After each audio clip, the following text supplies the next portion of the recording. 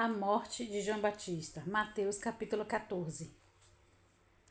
Naquele tempo, ouviu Herodes, o tetrarca, a fama de Jesus e disse a seus criados: Este é João Batista, ressuscitou dos mortos, e por isso estas maravilhas operam nele.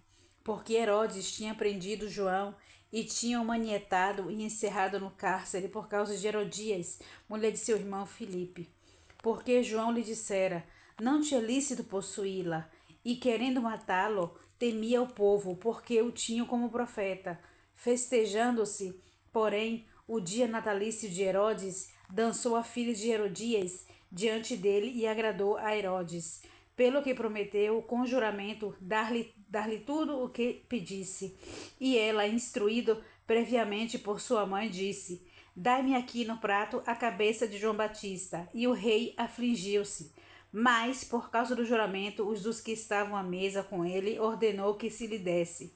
E mandou degolar João no cárcere. E a sua cabeça foi trazida no prato e dada à jovem, e ela a levou à sua mãe. E chegaram seus discípulos e levaram o corpo, e o sepultaram, e foram anunciá-lo a Jesus Cristo. A primeira multiplicação dos peixes. E Jesus, ouvindo isso, retirou-se dali no barco para um lugar deserto, apartou-se e, sabendo o povo, seguiu a pé desde as cidades. E Jesus, saindo, viu uma grande multidão e, possuído de muita compaixão para com ela, curou os seus enfermos. E sendo chegada a tarde, os seus discípulos aproximando-se dele, dizendo: O lugar é deserto e a hora já é avançada.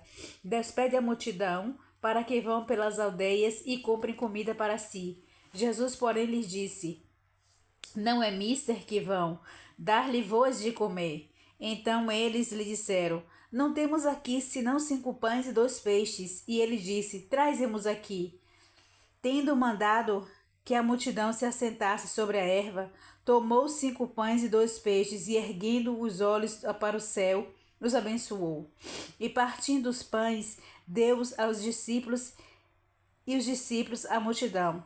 E comeram todos e saciaram-se, e levantaram dos pedaços que sobejavam 12 cestos cheios.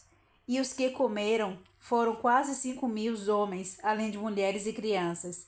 Jesus anda por cima do mar.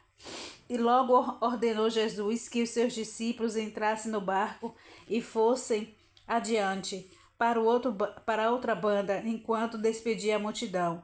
E despedida a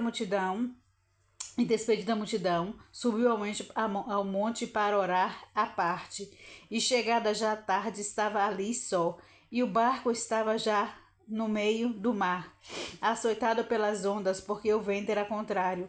Mas à 4ª vigília da noite dirigiu-se Jesus para eles, caminhando por cima do mar.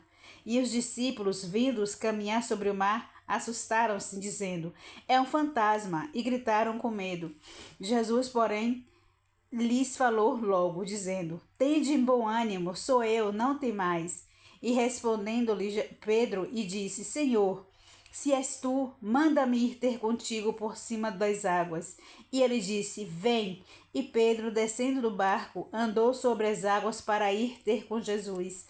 Mas sentindo um medo forte, teve medo, e começando a ir para o fundo, clamou dizendo: Senhor, salva-me. E logo Jesus, estendendo a mão, segurou e disse: Homem de pequena fé, por que duvidastes? E quando subiram para o barco, acalmou o vento. Então aproximaram-se os que estavam no barco e adoraram-no, dizendo: És verdadeiramente o Filho de Deus. E tendo passado para a outra banda, chegaram à terra de Genezaré. E quando os homens daquele lugar o conheceram, mandaram por todas aquelas terras em redor e trouxeram-lhe todos os que estavam enfermos e rogavam-lhe que ao menos eles pudessem tocar a orla da sua veste, e todos os que a tocavam ficavam sãos.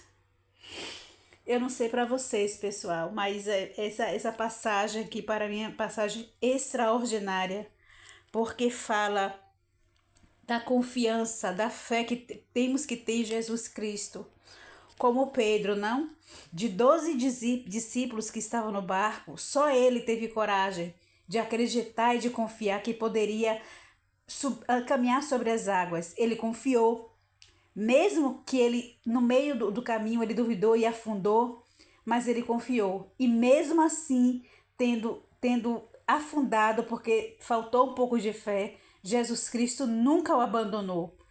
Tanto é que rapidamente, imediatamente, ele estendeu as mãos e o salvou. O que isso quer dizer? Isso quer dizer que mesmo nos momentos que somos fracos, que não temos confiança, que duvidamos, porque somos humanos, somos falhos, podemos errar, podemos falhar. Deus sempre está conosco, porque Ele é fiel. Então a gente não tem nunca que duvidar de Deus. Mesmo que as circunstâncias mostram o contrário, nós temos sempre que confiar que Jesus Cristo está conosco, porque a sua palavra diz: estarei convosco até a consumação dos tempos. E assim foi. E assim foi. Eu desejo a vocês um dia extraordinário com a palavra do Senhor, maravilhosa, e com a sua presença que é extraordinária. Um dia extraordinário. Amém. Que Deus abençoe.